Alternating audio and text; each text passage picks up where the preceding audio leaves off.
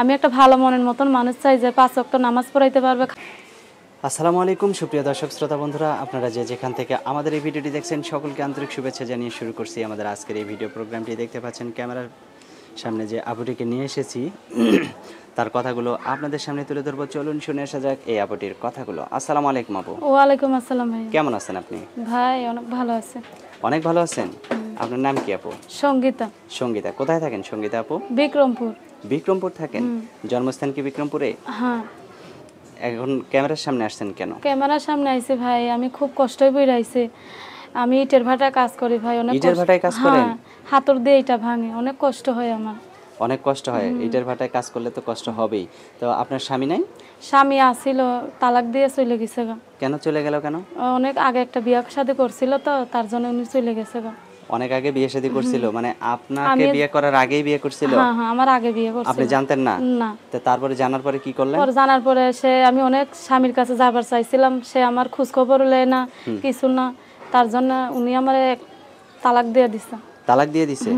তো আপনার ছেলে মেয়ে আছে? একটা ছেলে আছে আমার। ছেলের বয়স কত? ছেলের বয়স 5 বছর। 5 বছর?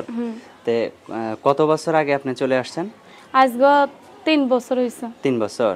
আচ্ছা। তো 3 বছর আগে আসছেন, এ পর্যন্ত আপনি কারোর কাছে বিয়ে শাদী বসেন নাই? না না না, আমি খুব কষ্টে পড়ে। আপনার পছন্দের কোনো মানুষ নাই? না। প্রেম টেমও করেন না? না।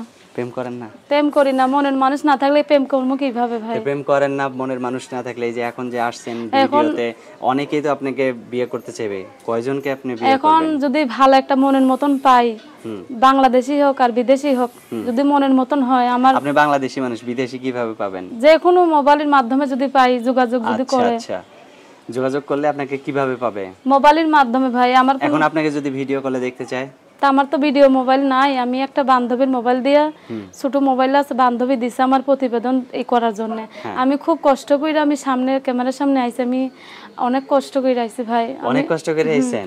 আমি ঠিক মতন খাইতে পারি না, ঠিক মতন পড়তে পারি না। না খাইতে শুকিয়ে গেছেন? হ্যাঁ ভাই।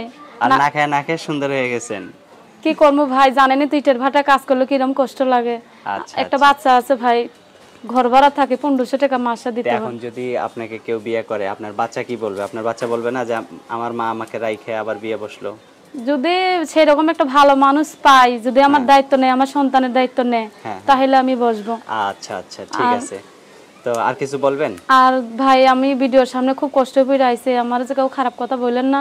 আমি একটা ভালো মনের মতন মানুষ চাই যে 5 ওয়াক্ত নামাজ পড়াইতে পারবে, খাওয়াইতে পারবো, সেরকম একটা মানুষ চাই আমি ভাই। আমি খুব কষ্ট করে আইছি। আচ্ছা, অসংখ্য ধন্যবাদ আপু। আর আপনার ফোন নাম্বার ভিডিওতে দিবেন? ভিডিওর মধ্যে ফোন নাম্বার আমার তো মুখস্থ নাই। মুখস্থ নাই? না। তো এই ভিডিওতে আপনার ফোন নাম্বার দিবেন আপনি? হ্যাঁ, এই যে আমার বান্ধবী আইছে তো, এর কাছে নাম্বারটা নেন। আচ্ছা, বলেন। আমার সাথে বলতে পারবেন না? হ্যাঁ, বলতে পারবেন। আচ্ছা, বলেন।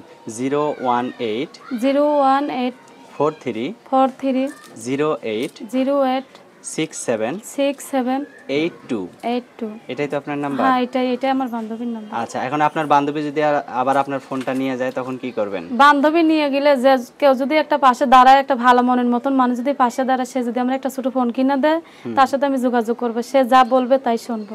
আচ্ছা, ফাঁকি দিবেন না তো? না না, আমি কোনোদিন ফাঁকি দেব না ভাই। আমি 2 বেলা জীবনেও কষ্ট দেব না। আমার ভালোবাসে যদি আমার আপন করে কাছে নেয়, তারও আমি ভালো মতন করে দেখবো। আচ্ছা, ঠিক আছে আপু, ভালো থাকবেন। হ্যাঁ, আচ্ছা প্রিয় দর্শক, আপনারা ভালো থাকবেন। আজ এ পর্যন্তই। আসসালামু আলাইকুম।